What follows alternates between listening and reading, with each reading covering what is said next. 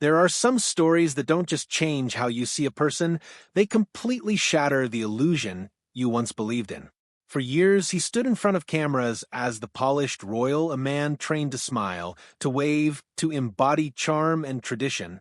But behind those palace walls, far away from flashing lights and cheering crowds, a very different story was unfolding. And it didn't come from journalists, that IT didn't come from rivals. It came from someone who had seen everything, from someone who had lived inside that world. A young maid, a quiet observer, a witness who, for years, said nothing, until she finally did. And when she spoke, the image cracked. She was just 21 years old when she stepped into what she believed would be a dream. Working for the royal household wasn't just a job, it was an honor, a privilege, a chance to be part of something historic. Like many others, she believed in the magic of it all, the grandeur, the discipline, the idea that behind those gates lived people shaped by duty and dignity. But what she walked into wasn't a dream. It was something else entirely. At first, the cracks were small, easy to dismiss, a raised voice, an unreasonable demand, a moment of tension that could be explained away as stress or bad timing. But those moments didn't fade. They multiplied, and slowly, the truth became impossible to ignore. Because behind the carefully maintained image of composure was a man whose behavior told a completely different story. It started with something as simple as curtains, heavy floor-to-ceiling drapes that hung in perfect symmetry, something that in most households would take seconds to adjust. But here, even the smallest detail carried weight. One day, she left the faintest gap between them, barely noticeable, the kind of imperfection anyone else would overlook. But not him. The reaction was immediate, explosive. He stormed into the corridor, his voice cutting through the silence, echoing with anger. The kind of anger that didn't match the mistake, the kind that didn't make sense. Can't you do anything right?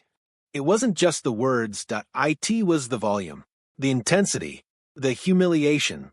In that moment, something shifted, because it wasn't about the curtains. It was about control.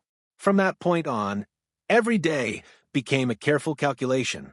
Every step, every movement, every task was done with one goal in mind: avoid being noticed, because being noticed meant risk, and risk often meant anger. She learned quickly that this wasn't a workplace built on mutual respect. It was a system where even the smallest error could trigger an outburst, where silence felt safer than presence, and where anxiety quietly followed you from room to room. But nothing prepared her for what came next.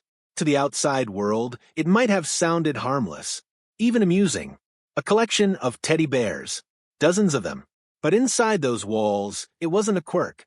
It was a ritual. Every single bear had a designated position, not just roughly placed, but precisely arranged. There were instructions, laminated sheets detailing exactly where each one belonged, which one stood at the back, which one sat at the front, which ones flanked the bed. Nothing could be moved without permission. Nothing could be adjusted without consequence. She spent hours, entire days, learning the arrangement, not because it mattered, but because getting it wrong had consequences. And those consequences weren't small. A single misplaced bear could trigger frustration, anger, another outburst that turned something trivial into something overwhelming. To outsiders, it sounded absurd. Inside, it felt suffocating. And it wasn't just her. Others saw it too. Others experienced it. Stories began to echo, quietly at first, among staff. A maid forced to rush across a room to complete a task that was within arm's reach of the person demanding it. Another reduced to tears over something so minor it barely registered as a mistake. Drivers, gardeners, assistants, people who had served with professionalism and pride, found themselves treated not as individuals, but as tools, replaceable, invisible, beneath notice unless something went wrong. And when something did go wrong, the reaction was never proportional. But perhaps the most unsettling part wasn't the behavior itself. It was the realization that this wasn't new. This wasn't stress. This wasn't pressure. This wasn't something that had developed over time. Because the deeper you looked, the further back the pattern went. Even as a child, there were signs.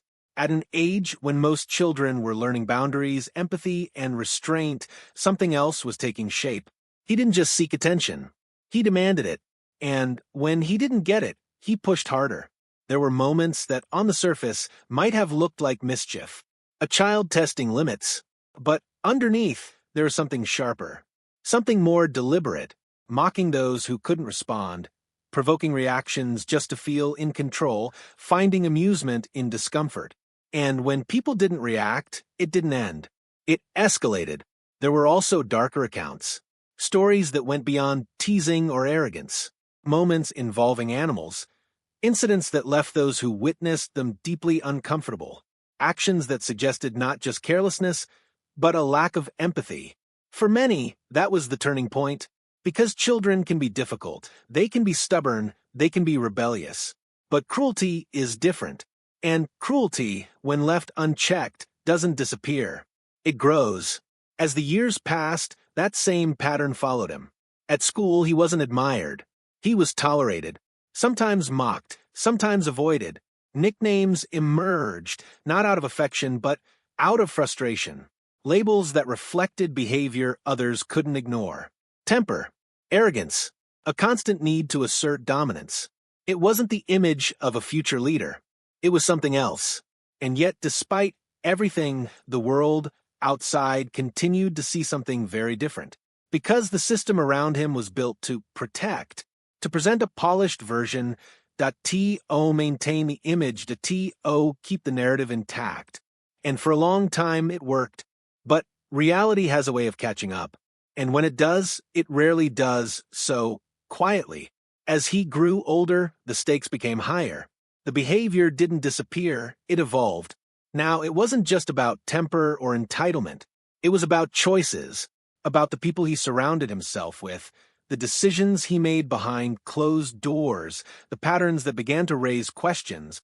There were whispers at first about money, about connections, about relationships that didn't sit right.